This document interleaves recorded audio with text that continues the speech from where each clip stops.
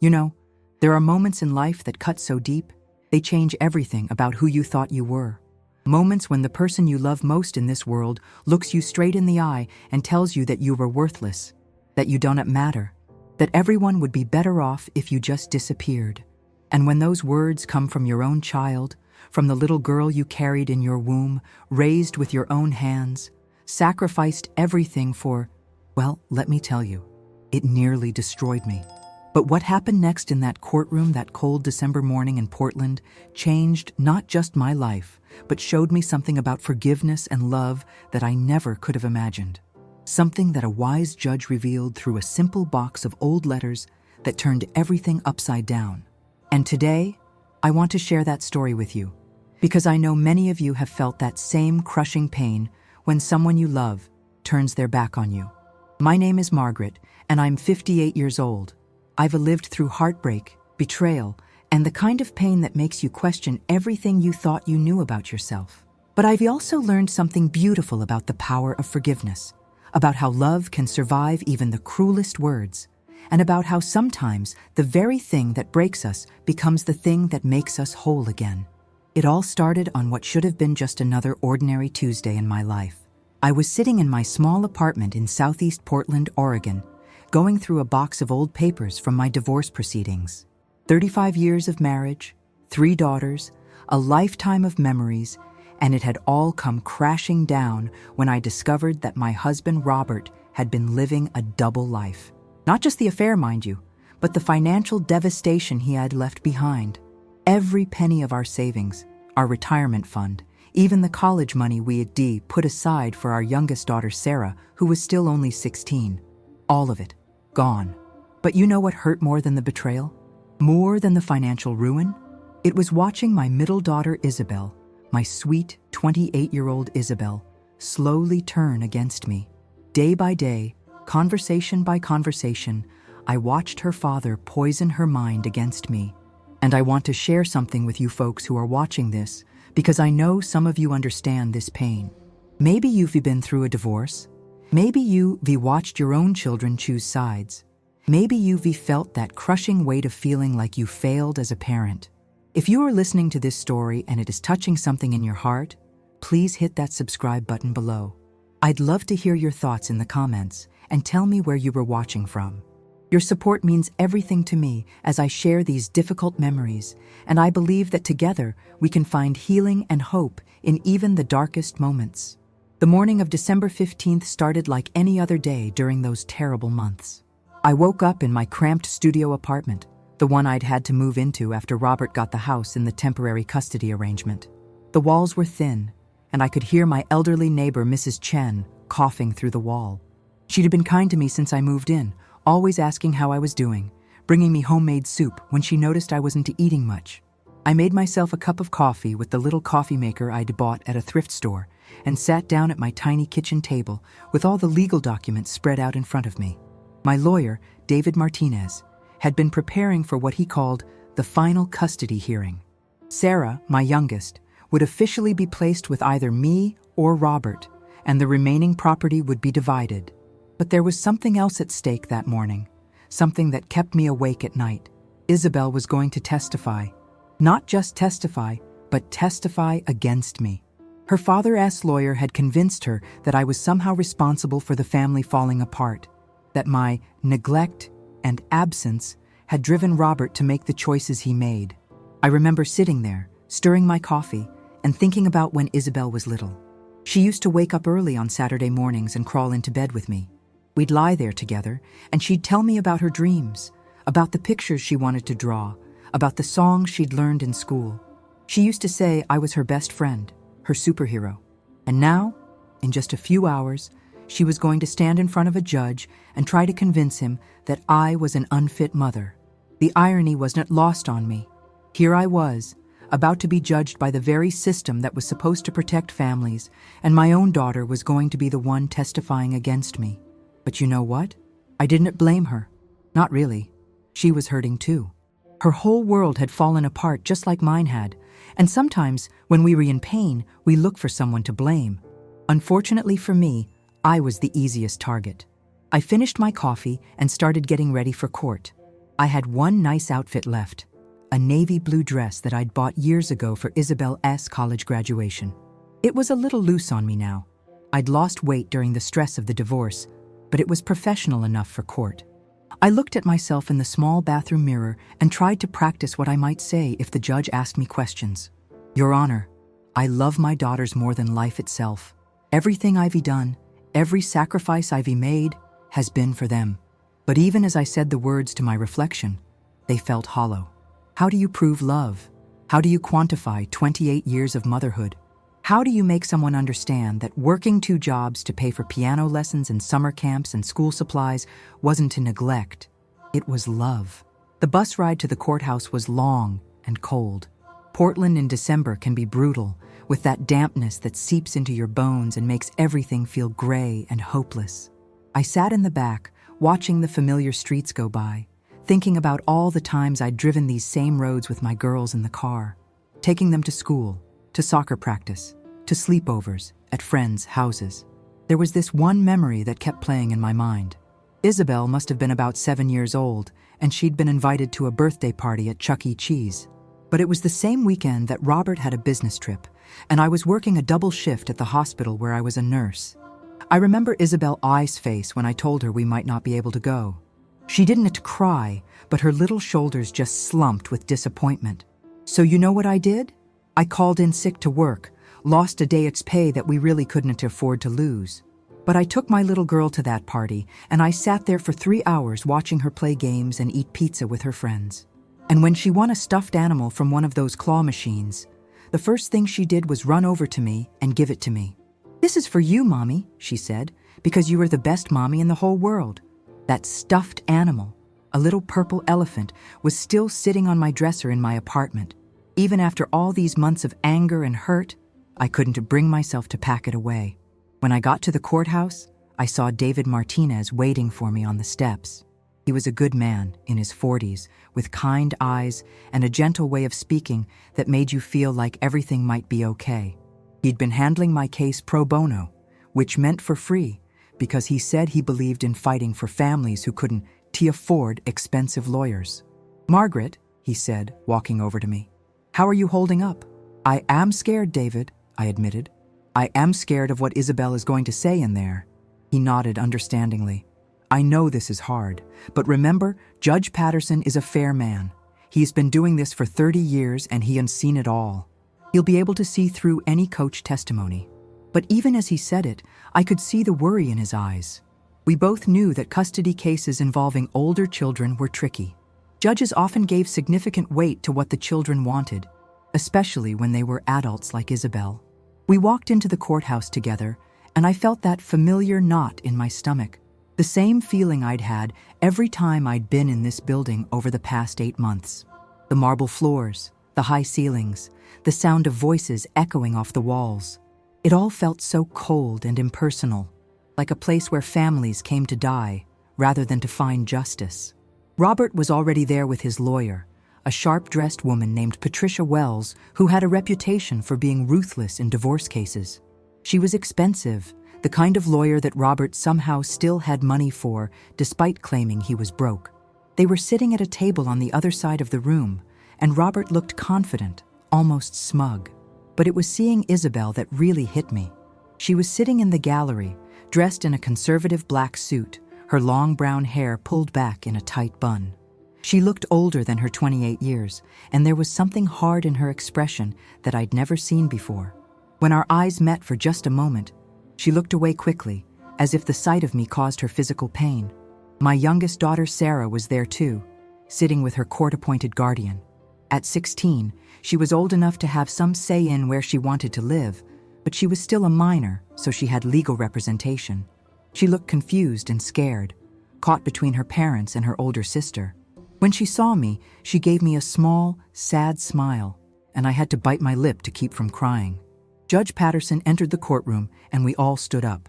He was a distinguished man in his 60s, with silver hair and wire-rimmed glasses. I'd heard he was fair but tough, the kind of judge who didn't tolerate nonsense, but also understood that family court was about more than just law. It was about people's lives. "Please be seated," he said, settling into his chair behind the bench. We were here today for the final custody hearing in the matter of Sarah Chen versus Robert Chen, with custody of the minor child Sarah Chen to be determined, as well as final property division. The first part of the hearing was mostly legal stuff, lawyers presenting evidence and making arguments. Patricia Wells painted a picture of me as a neglectful mother who was too focused on work to properly care for her children. She presented evidence of my work schedule, showing how many hours I'd worked over the years, how many nights I'd been away from home. What she didn't mention was why I'd worked so many hours. She didn't talk about how Robert Yes' business had failed 3 times and how I'd had to pick up extra shifts to keep us afloat. She did not mention the second mortgage I'd taken out on our house to pay for Isabel's wedding, or the money I'd borrowed against my retirement to help with her down payment on her first apartment. David did his best to counter her arguments, presenting evidence of my involvement in the girls' lives.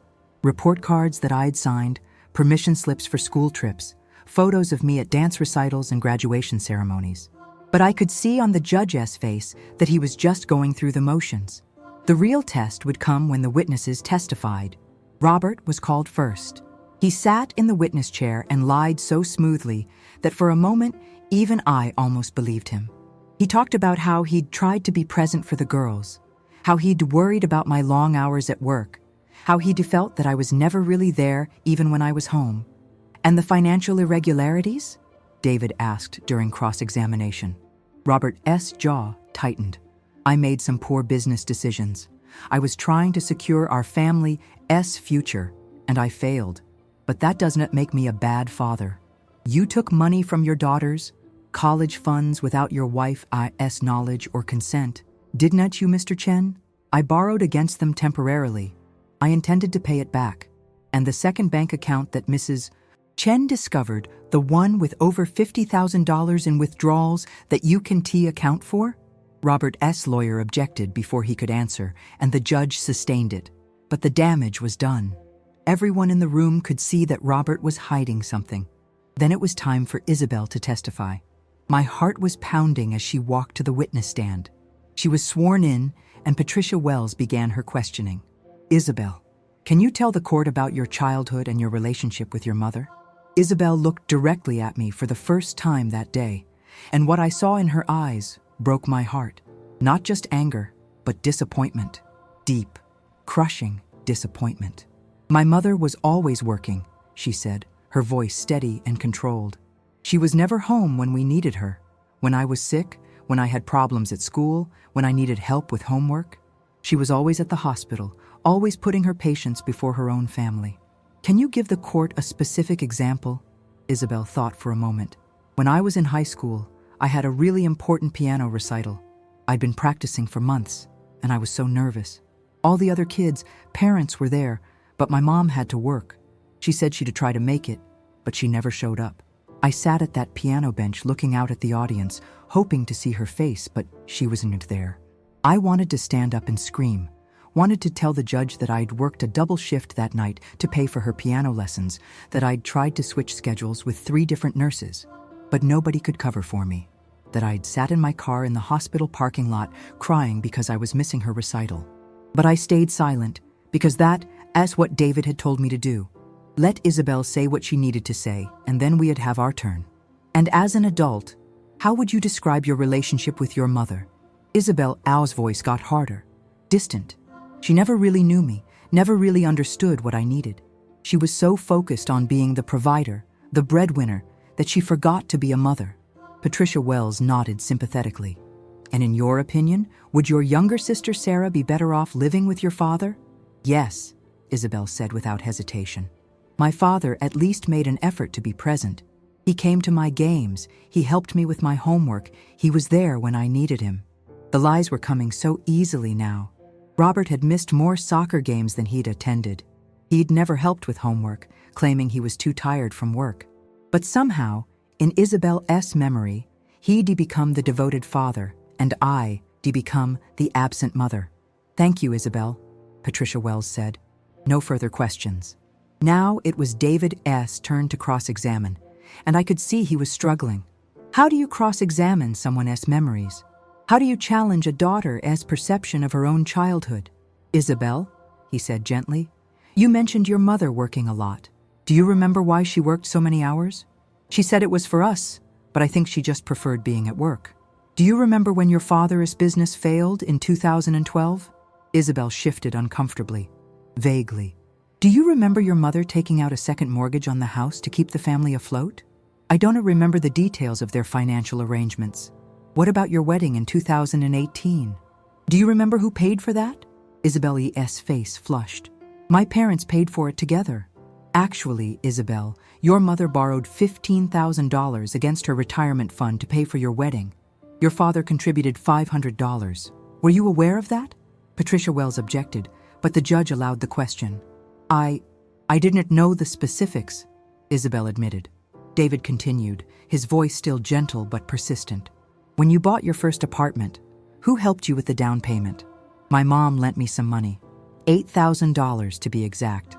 Money she'd saved by working those extra shifts you mentioned. Did you know she was eating peanut butter sandwiches for lunch every day for 6 months to save that money for you? Isabel's composure was starting to crack. I didn't ask her to do that. No, you didn't, T. But she did it anyway, because that is what mothers do. They sacrifice for their children, even when their children don't realize it. Patricia Wells objected again, claiming David was making speeches instead of asking questions, and the judge sustained it. Isabel, David said, changing tactics, you testified that your mother never showed up for important events, but she was at your high school graduation, wasn't she? Yes. And your college graduation? Yes. And your wedding? Yes. And when you had your appendix removed 3 years ago, who stayed with you in the hospital all night? Isabel's voice was barely a whisper. My mom. And when you lost your job last year and could not make rent, who helped you out? My mom. No further questions, Your Honor. But Patricia Wells was not done. She called Isabel back for redirect examination. Isabel, despite these instances of financial support, how would you characterize your overall relationship with your mother? And that amuse when Isabel said the words that cut through me like a knife.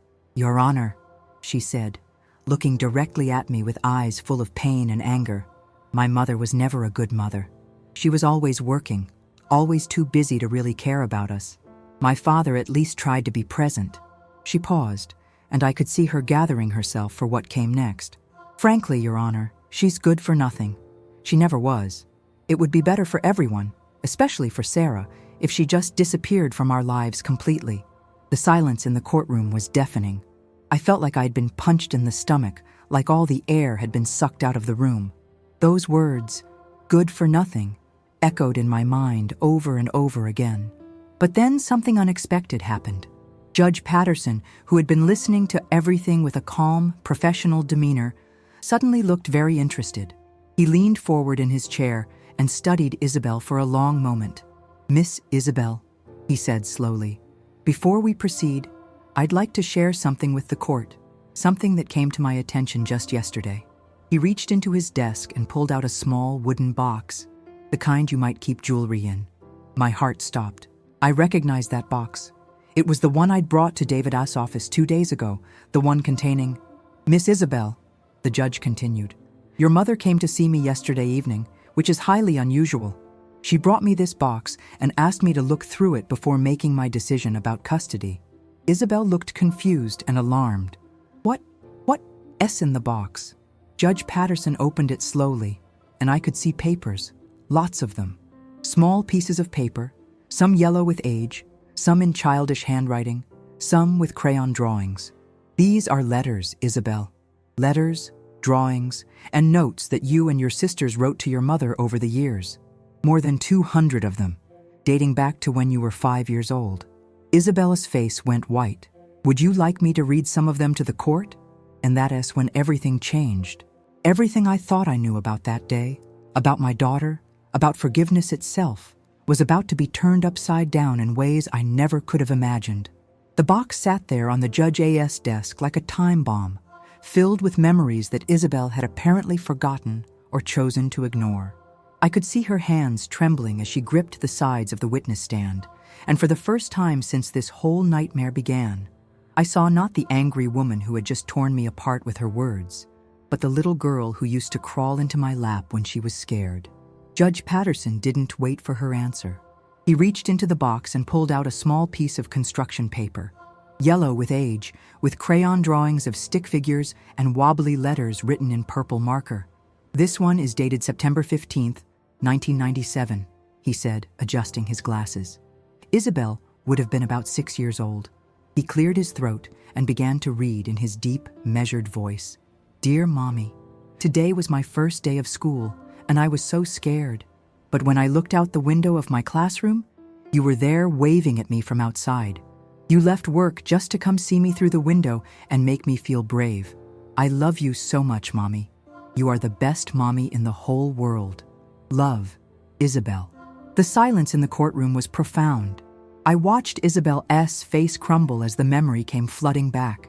She had been so nervous that first day of first grade, clinging to my leg and refusing to let go. I'd had to leave her crying in the classroom. But 20 minutes later, I'd driven back from the hospital on my lunch break just to stand outside her classroom window and wave at her, just to let her know I was thinking about her. "Here is another one," Judge Patterson continued, pulling out a folded piece of notebook paper. "This one is from November 22nd, 2001.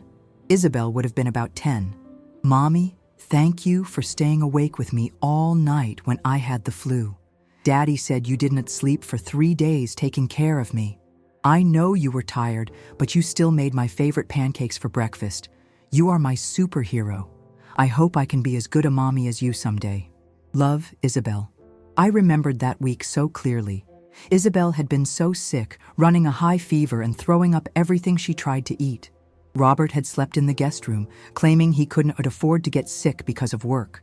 But Aid stayed up with her, holding her head when she was nauseous, checking her temperature every hour, singing her the lullabies she'd loved as a baby.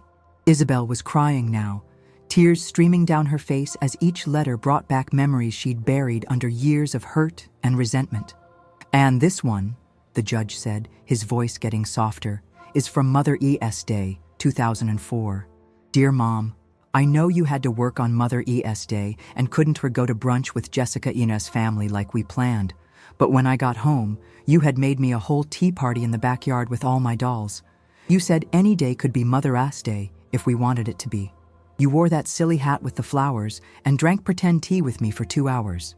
It was the best Mother-S Day ever. I love you more than all the stars in the sky. Your daughter, Isabel." I had to cover my mouth to keep from sobbing out loud. I'd been so disappointed that day, having to work a double shift at the hospital on Mother-S Day.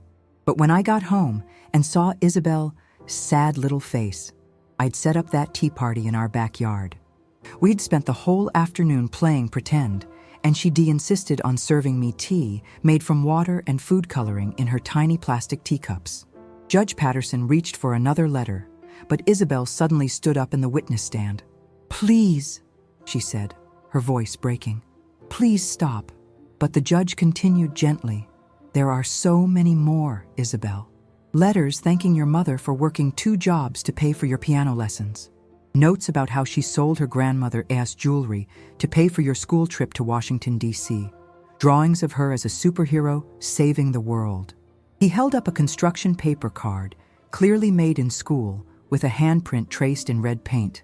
"This one just says, 'I love you, Mommy,' with your handprint. You were 7. And there is a note attached from your teacher saying that when she asked the class what they wanted to be when they grew up, you said you wanted to be just like your mommy because she helps people and takes care of everyone." Isabel collapsed back into the witness chair, sobbing uncontrollably now. The woman who had just told the court that I was good for nothing was falling apart as she was confronted with the evidence of her own childhood love for me. "Your Honor," Patricia Wells said, standing up, "I object to this line of questioning. These are old letters from when my client was a child. They have no bearing on the current custody case." Judge Patterson looked at her with something close to disgust. "Counselor, in 30 years of family court, I've learned that childhood memories and the bond between a mother and child have everything to do with custody cases. Please sit down." And he turned back to Isabel, who was still crying. "Miss Isabel, I have dozens more letters here. Letters about how your mother taught you to ride a bike, how she stayed up all night helping you with your science fair project, how she drove you to soccer practice every Tuesday and Thursday for 6 years. Letters about how proud you were of her for being a nurse, for helping sick people, for being what you called the strongest person in the world. And Isabel looked up at me through her tears, and for a moment, it was like looking at that 6-year-old girl again. The one who used to run to me when she scraped her knee, who used to insist on helping me bake cookies even though she made more mess than she helped, who used to fall asleep in my lap while I read her bedtime stories. I'm sorry, she whispered, but I couldn't tell if she was talking to me or to the judge. There was one more thing, Judge Patterson said, reaching into the box again. This isn't a letter from you, Isabel. This is a letter your mother wrote to me yesterday after your father's attorney contacted her and told her what you plan to say in court today. He unfolded a piece of paper, and I recognized my own handwriting. Dear Judge Patterson, he read, I know my daughter is hurting and confused. I don't blame her for her anger toward me. Ivy made many mistakes as a mother, and Ivy failed my daughters in ways I'm still learning to understand. If you believe that awarding custody to their father is what is best for them, I will accept your decision. I only ask that someday, when their pain has healed, they remember that everything I did was done out of love. I may not have been perfect, but I have loved them with every breath in my body since the day they were born. Sincerely, Margaret Chen. The courtroom was completely silent, except for the sound of Isabel's quiet sobs. I could see Sarah in the gallery crying too, and even some of the court officers looked moved. Mrs. Chen, Judge Patterson said, looking directly at me, would you like to respond to your daughter's testimony? I stood up slowly, my legs shaking. I looked at Isabel, at my beautiful, broken daughter who had just learned something terrible about herself, about how pain can make us forget the very best parts of our lives. Your Honor, I said, my voice barely above a whisper, I want my daughter to know that there is nothing to forgive. She is hurting, and hurt people sometimes say things they don't mean. I understand that. I've been there too. I turned to look directly at Isabel. Honey, you are not responsible for your father's choices or for the pain this divorce has caused our family. You are not responsible for picking sides or for protecting anyone. You are my daughter, and I love you exactly as you are, even when you are angry with me, even when you say things that hurt me. That is what love is. It doesn't depend on whether you are perfect or whether you always make the right choices. Isabel was looking at me now, really looking at me for the first time in months. I know I wasn't like the perfect mother, I continued. I know I worked too much. I know I missed things that were important to you. But every extra shift I worked, every hour I spent away from home, it was all for you and your sisters. Maybe that was the wrong choice. Maybe I should have been home more, even if it meant we had less money, even if it meant you couldn't have piano lessons or nice clothes or family vacations. I wiped tears from my eyes. But I need you to know that not a single day went by that I didn't think about you. Not a single patient I cared for that I didn't see your face in theirs. Every sacrifice I made it gladly, because being your mother has been the greatest privilege of my life. The judge nodded slowly. Thank you, Mrs. Chen. Miss Isabel, would you like to respond? Isabel stood up on shaky legs and walked toward me. The bailiff moved to stop her, but Judge Patterson waved him off. She stopped right in front of me, and for a moment we just looked at each other. Then, without saying a word, she threw her arms around me and buried her face in my shoulder. I'm so sorry, Mom, she sobbed. I'm so sorry. I was so angry, so hurt, and I wanted to hurt you back. But those letters, reading those letters, I remembered. I remembered how much I loved you, how much you did for us. I remembered who you really are. I held her tight, this grown woman who was still my little girl, and felt something inside my chest that had been broken for months start to heal. There is nothing to be sorry for, baby, I whispered. Nothing at all. But I said terrible things. I said you were good for nothing. I said you should disappear from our lives. How can you forgive me for that? I pulled back so I could look into her eyes, because that's what mothers do. We forgive, we love. We hold on even when it hurts. And because I know that the woman who said those things isn't the real you. The real you is the little girl who wrote me all those letters, who loved me enough to want to be just like me when she grew up. Judge Patterson cleared his throat.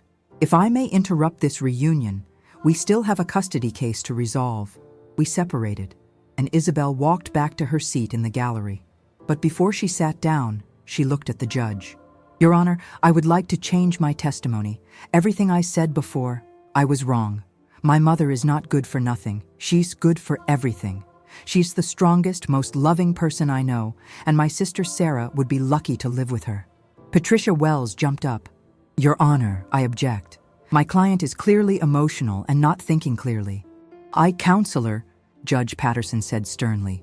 Your client is a 28-year-old woman who has just been reminded of some important truths about her childhood. I think she is perfectly capable of thinking clearly. He turned back to Isabel. Miss Isabel, are you certain you want to change your testimony? Yes, Your Honor. Completely certain. Robert's face had gone pale. His carefully constructed case was falling apart in front of his eyes. Very well, Judge Patterson said. Mr. Martinez, do you have any other witnesses? Just one, Your Honor. I call Sarah Chen. My youngest daughter, 16 years old and caught in the middle of this mess, walked nervously to the witness stand. She was sworn in, and David approached her gently. Sarah, you've heard everything that has been said today. You've heard the testimony from both your parents and from your sister. Can you tell the court where you would prefer to live?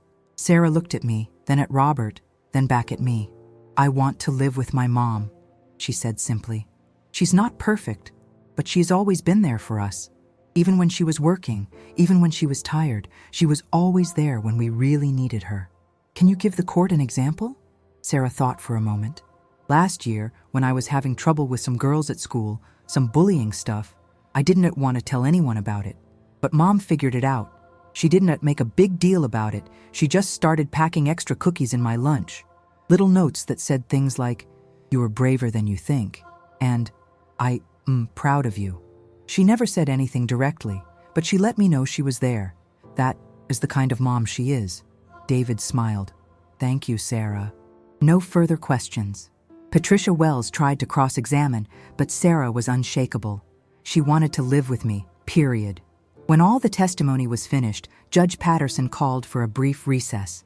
I sat in the hallway with David, Isabel, and Sarah. We did not talk much, just sat together like a family for the first time in months. Mom, Isabel said quietly, I want you to know that I'm going to therapy. I need to figure out how I let myself get so twisted up inside that I forgot who you really are.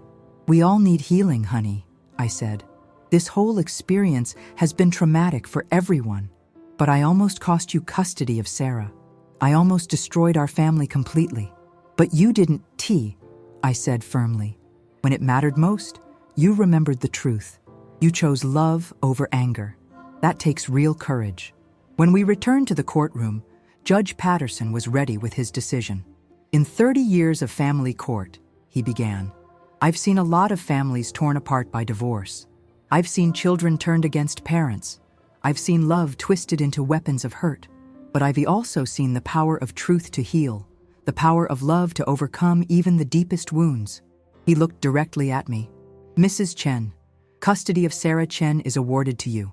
Furthermore, given the evidence of financial misconduct on the part of Mr. Chen, including the misappropriation of family funds and college savings accounts, you are awarded 70% of the marital assets. I felt like I could breathe again for the first time in months. However, Judge Patterson continued, I want to say something to this family. You have been through something terrible, but you have also witnessed something beautiful today. You have seen how love can survive even the cruelest words, how forgiveness can heal even the deepest wounds. Don't waste this gift. He looked at Isabel. Young lady, you have learned something valuable today about the danger of letting pain cloud your judgment.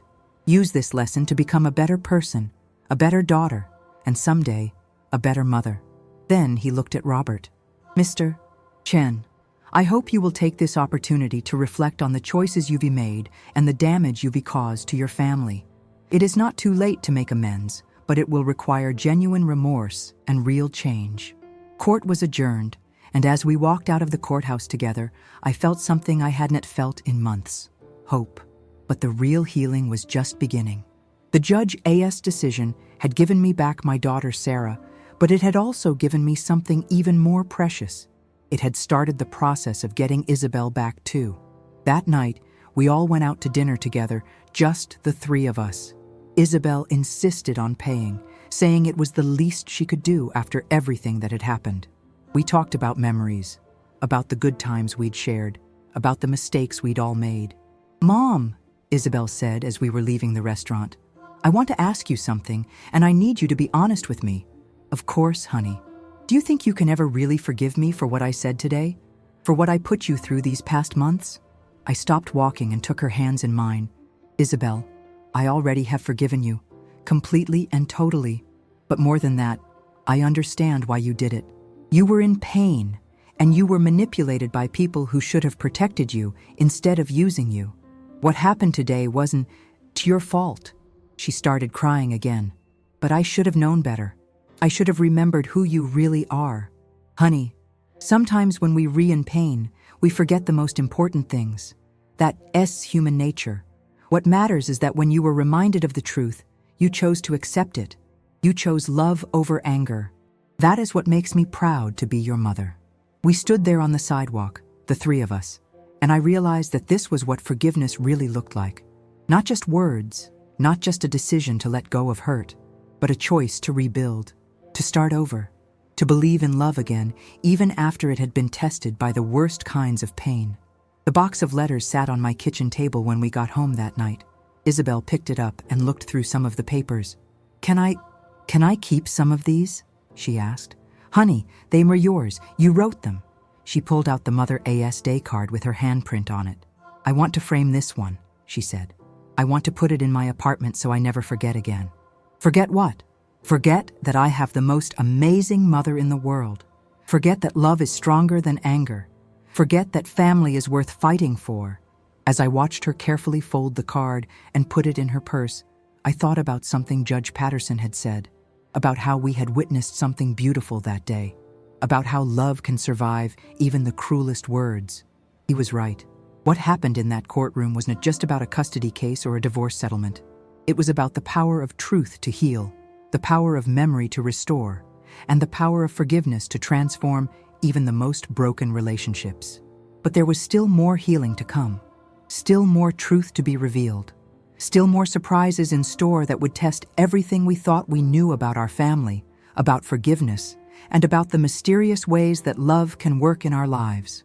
Because the story didn't end in that courtroom. In many ways, it was just beginning.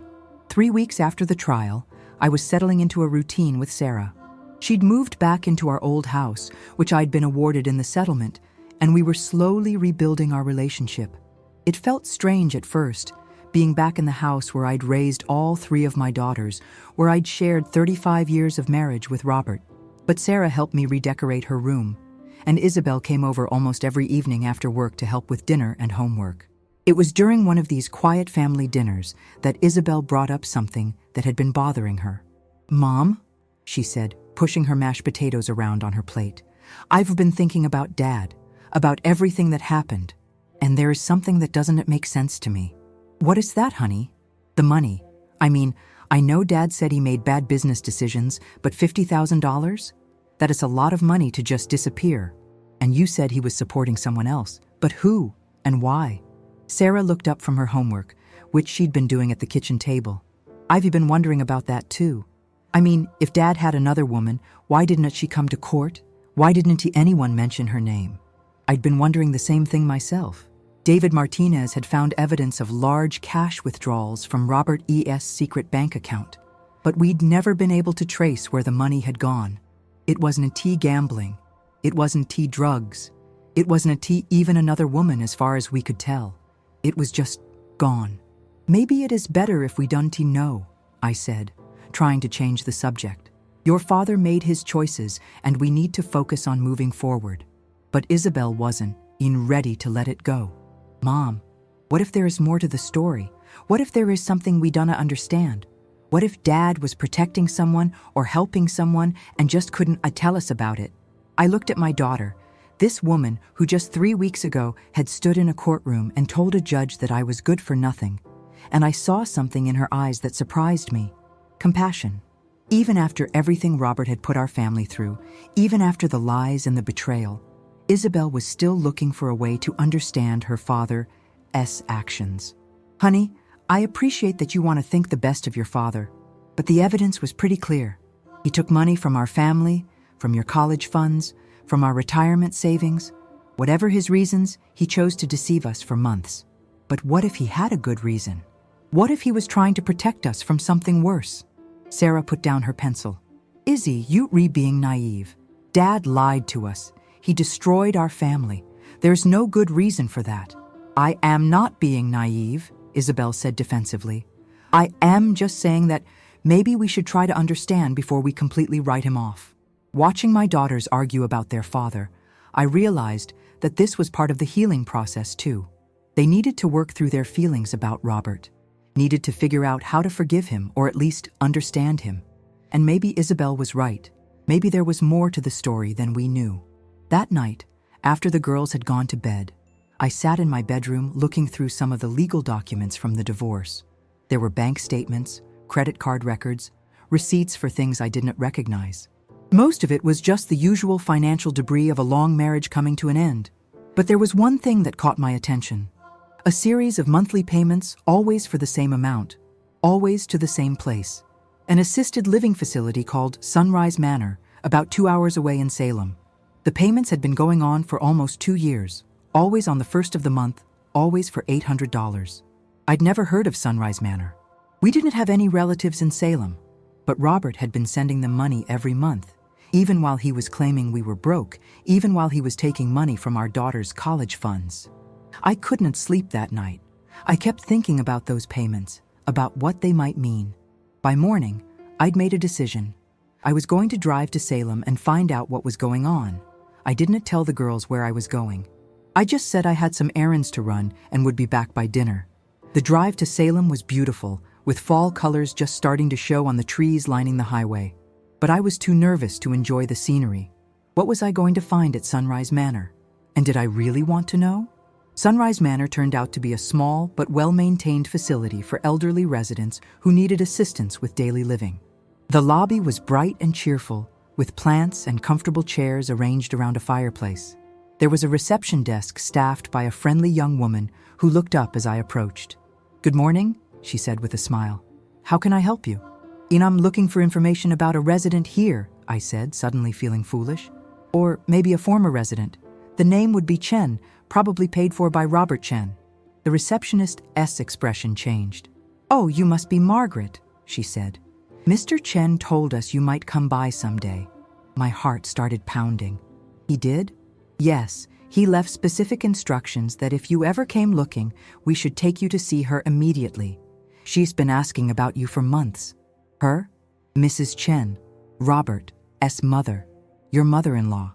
I felt like the floor had dropped out from under me. Robert's mother had been gone for 5 years. We'd had a funeral, a burial, a headstone. I'd mourned her loss, had cried at her grave. I'm sorry," I said, my voice shaking, "but there must be some mistake. Mrs. Chen passed away 5 years ago." The receptionist looked confused. "No, ma'am. Mrs. Chen is very much alive. She's been a resident here for about 2 years now.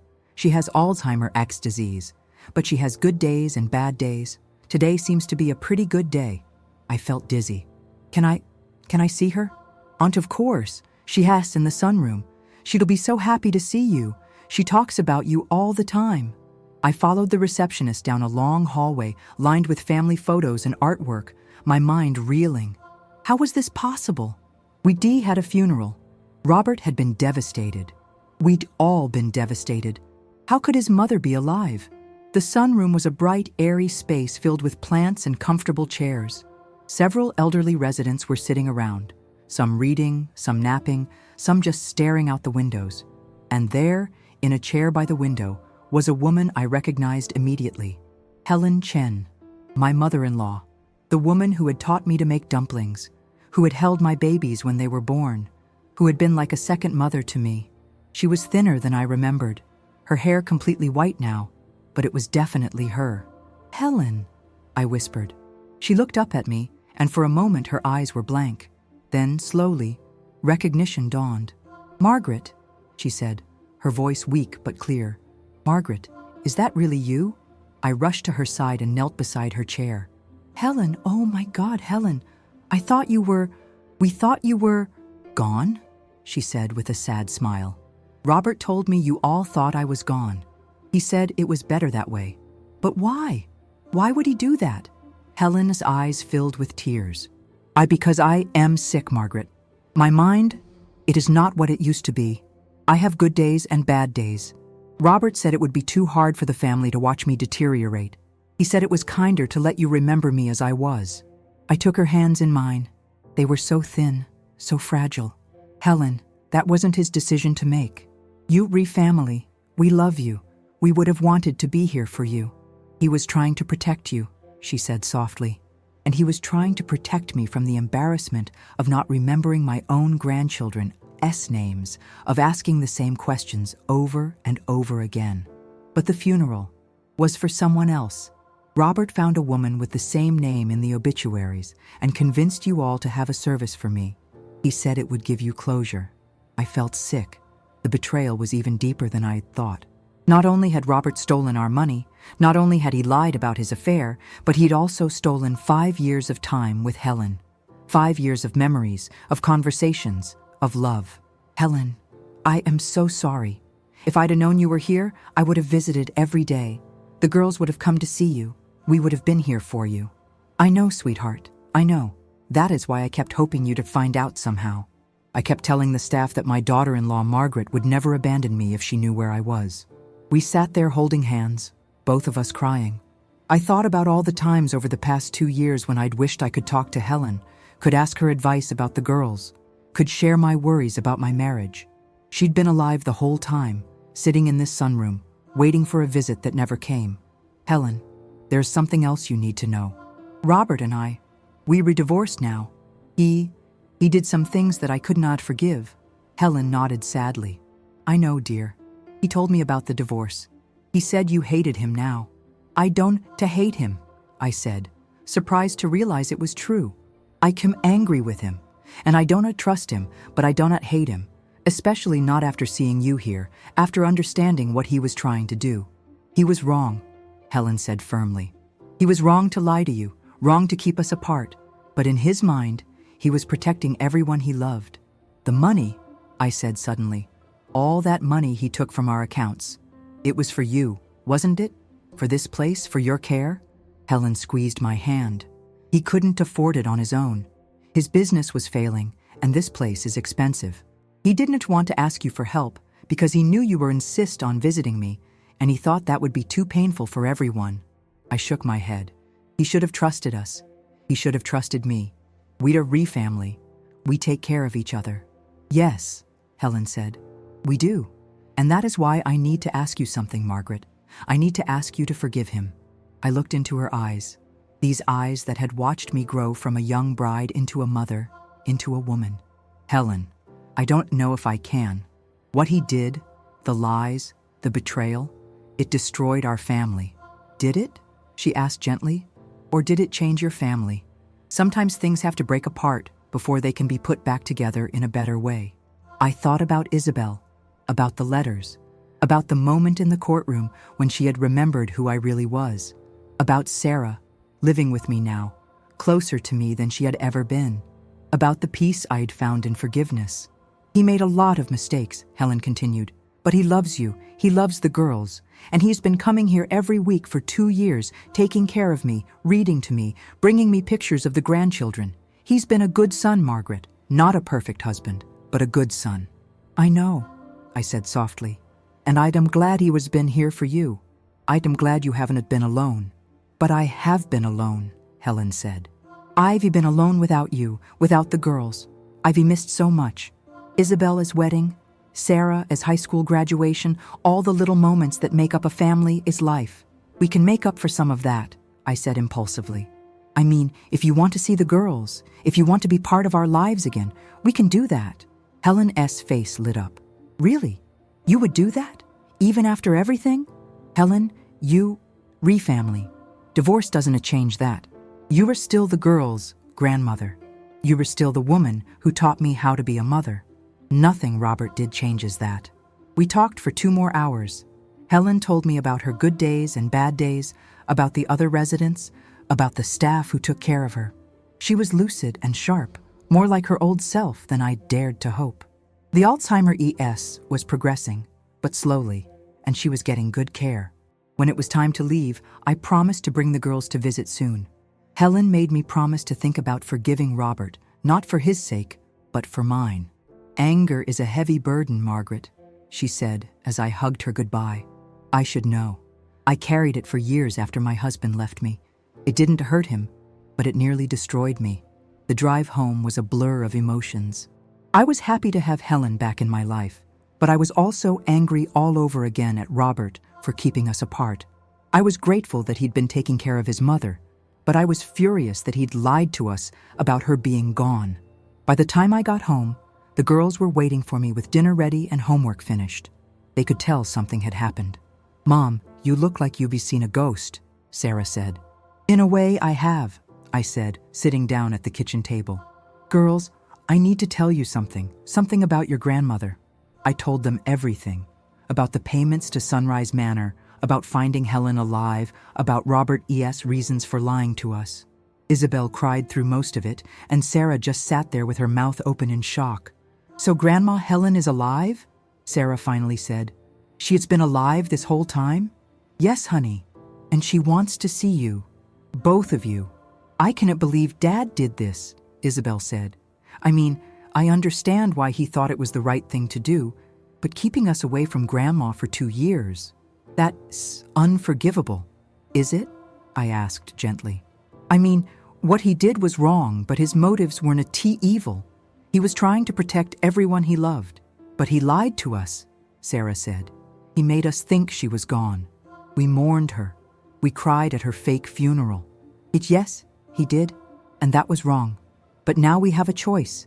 We can stay angry about the past, or we can focus on the future, on the time we have left with Grandma Helen."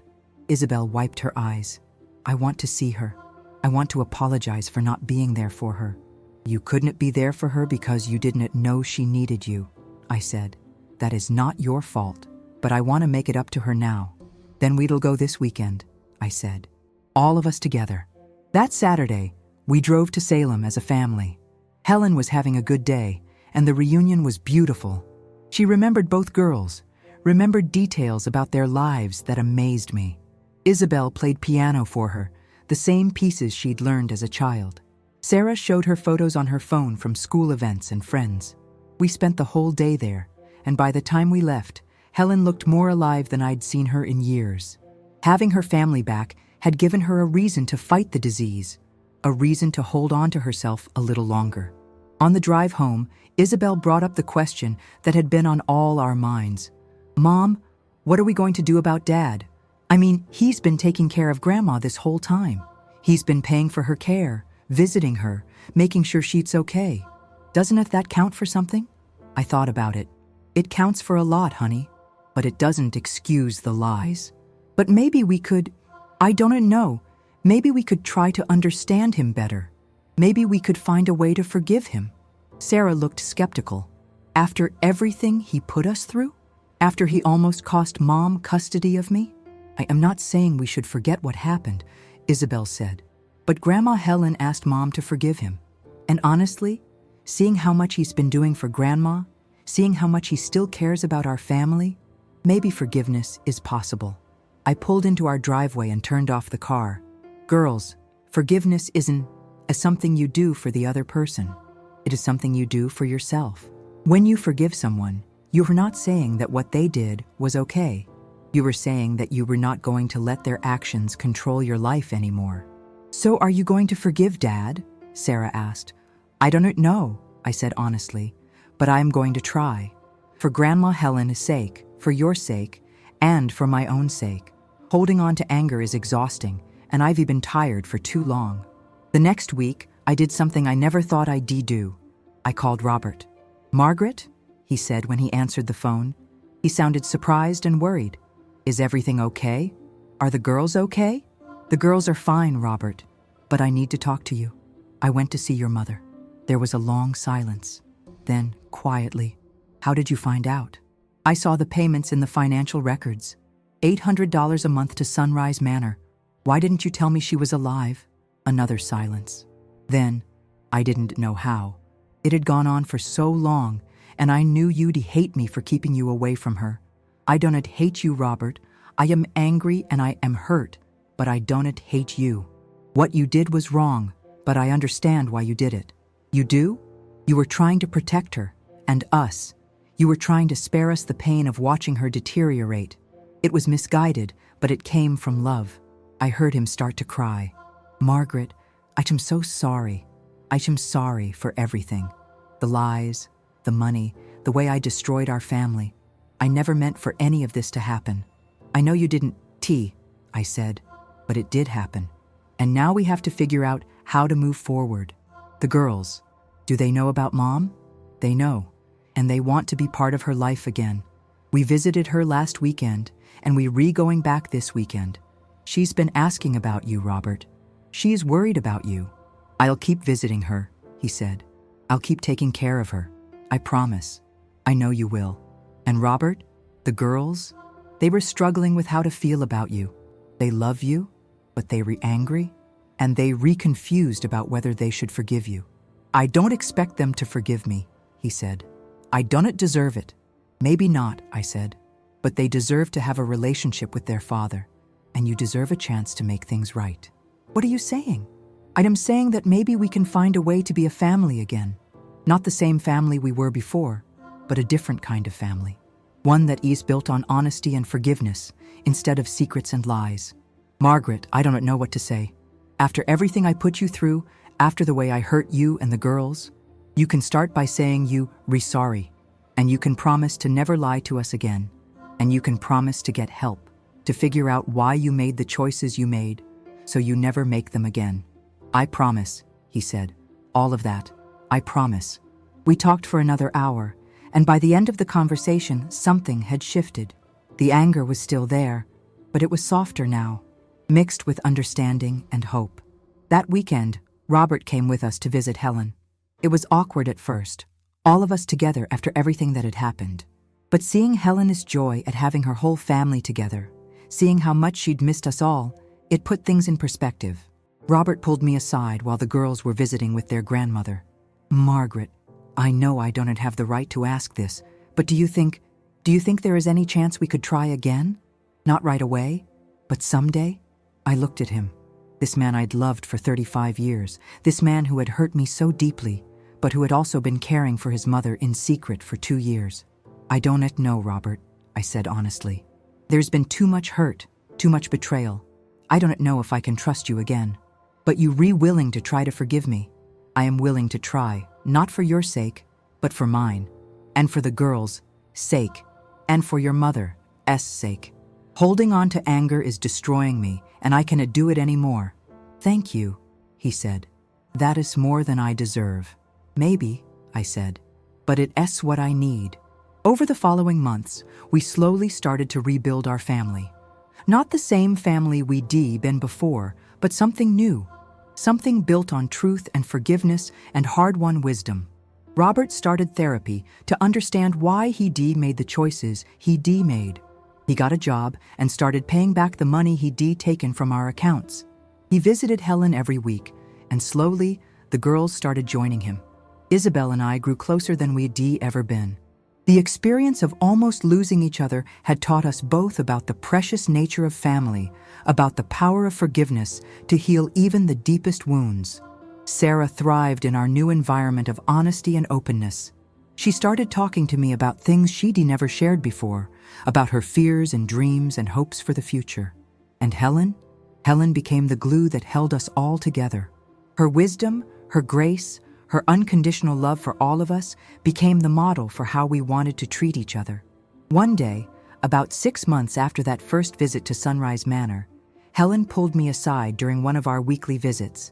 Margaret, she said, I want to thank you. For what? For forgiving him, for forgiving all of us, for choosing love over anger. I didn't have a choice, I said. The anger was killing me. You always have a choice, Helen said gently. And you chose the harder path. You chose to love even when it hurt, to forgive even when it seemed impossible. That is the kind of woman you are. That is the kind of mother you are. I learned it from you, I said.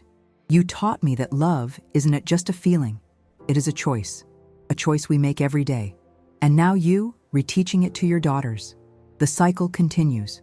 Sitting here now, telling you this story, I realized that the most important lesson I learned was not about forgiveness or love or family.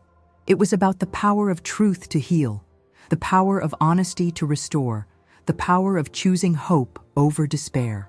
The box of letters that Judge Patterson read in court that day saved my relationship with Isabel, but it was the choice to forgive, the choice to seek truth, the choice to rebuild rather than tear down, that saved our family. Helen passed away peacefully 2 years later, surrounded by all of us. Her funeral was real this time, and it was beautiful. Isabel played the piano, the same pieces she'd played for Helen in the sunroom at Sunrise Manor. Sarah read a poem she'd written about grandmothers and the wisdom they passed down. Robert spoke about the importance of honesty and the danger of keeping secrets, even well-intentioned ones. And I spoke about forgiveness, about how it is not a one-time event but a daily choice, about how it is not about forgetting what happened, but about choosing not to let what happened control your future. Robert and I never remarried. The trust had been too damaged, the hurt too deep. But we found a way to be friends, to co-parent even our adult children, to support each other through the grief of losing Helen. Isabel is married now, to a good man who treats her well. They have a little girl who calls me Grandma Margaret, and I tell her stories about her great-grandmother Helen and the importance of family and forgiveness. Sarah is in college, studying to be a social worker. She says she wants to help families heal the way our family healed. She wants to be part of the solution instead of part of the problem. And me? I am still a nurse, still taking care of people, still learning every day about the power of love to heal and the importance of forgiveness in our lives. If you are watching this and you are struggling with forgiveness, if someone you love has hurt you so deeply that you don't know how to move forward, I want you to know that healing is possible. Forgiveness is possible. Not easy, but possible. Start small. Start with understanding. Try to see the other person's pain, their fears, their motivations. That doesn't excuse what they did, but it helps you understand why they did it. Then choose to forgive, not for their sake, but for yours. Because anger is a heavy burden, and you deserve to be free from it. And finally, choose to rebuild. Not the same relationship you had before, but something new. Something built on truth and honesty and the hard-won wisdom that comes from walking through pain together. The judge was right that day in court. Love really can survive even the cruelest words. Families really can heal from even the deepest wounds. And forgiveness really can transform the most broken relationships into something beautiful. I learned that the hard way, but I'm grateful for the lesson. Because now I know that no matter what happens, no matter how deep the hurt, there is always hope for healing. There is always a choice to love. There is always a chance to start again. And sometimes, that is the most beautiful gift of all. That is my story, friends. A story of pain and healing, of betrayal and forgiveness, of a family that was broken and found a way to become whole again. I hope it gives you hope for your own journey, your own struggles, your own opportunities to choose love over anger. Thank you for listening. Thank you for letting me share this with you. And remember, no matter what you're going through, you are loved. You are worthy of forgiveness, and you have the power to choose healing over hurt. God bless you all.